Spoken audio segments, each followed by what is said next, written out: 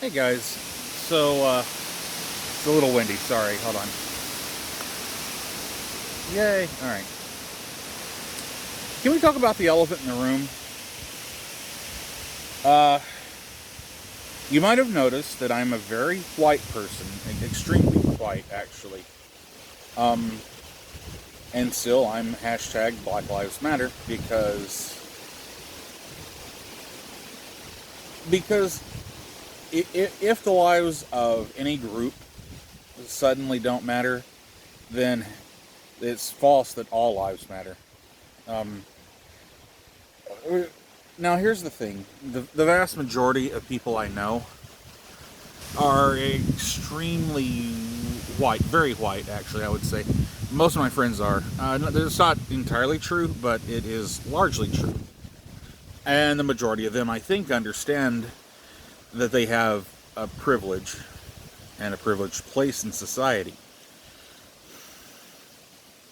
For those that don't, I want to tell you, I understand how you feel. It really sucks knowing that you are benefiting from the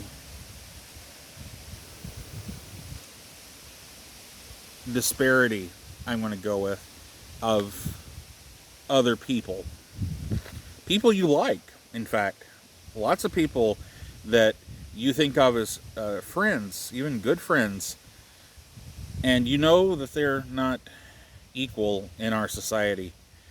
You don't want to be seen as part of that problem, and honestly, for the most part, you're not. Insofar as A, nothing that you're doing is exacerbating the problem, for, and B,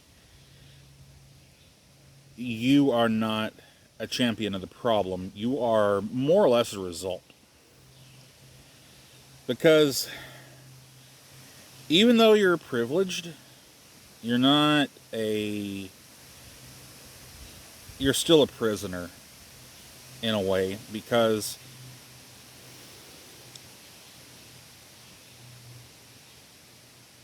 we've grown as a country with people of color being kind of a scapegoat for anything that doesn't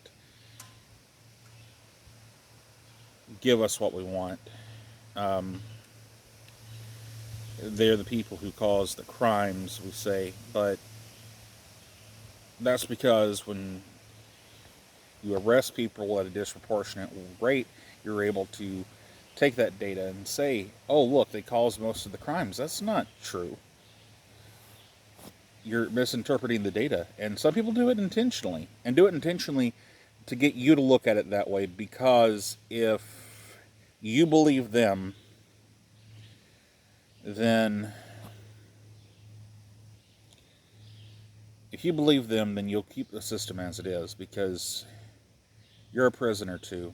You're a prisoner in the society that uses people as a commodity. And even though you're white, you're just as much a piece of a machine, a cog in a machine. And you've been convinced, possibly, that there are parts of the machine that aren't doing anything to make the machine work. But the thing is, you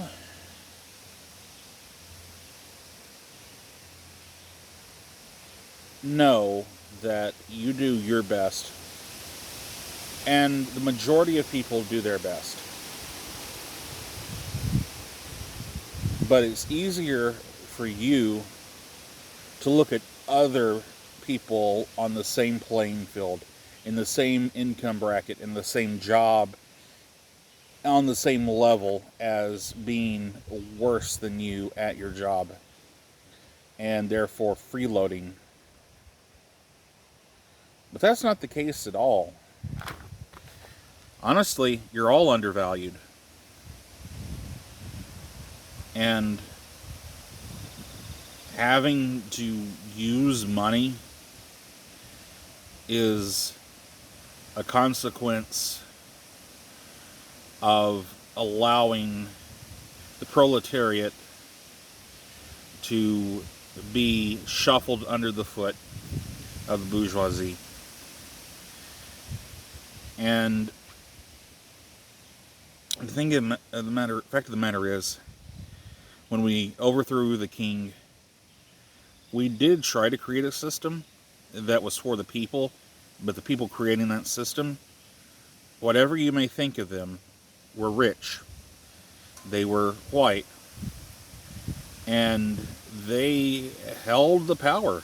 They weren't going to have a revolution, have everybody die for it, and then just give up that power, because the whole point of any revolution is to get power for yourself. And that's why you might see a lot of names that are big money names that are 100, 200, 300 years old, because those people have managed to use political influence to stay in power. And they'll lie to you and say that people just want stuff for free. No, people don't. People want an equitable amount of stuff. Anyway.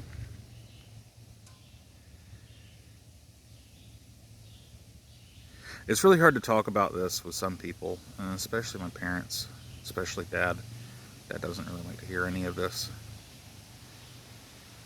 I really wish I could talk to him in a way where he wouldn't judge me for telling him what I honestly think, because he wants me to be honest, but he also wants me to agree with him. And those two things aren't the same, and I can't do both. And I can lie and blow smoke up his ass, but I can't be honest to myself and to him if I'm lying. If I'm having to lie, if he's not willing to listen. Well, I'll talk to you all later.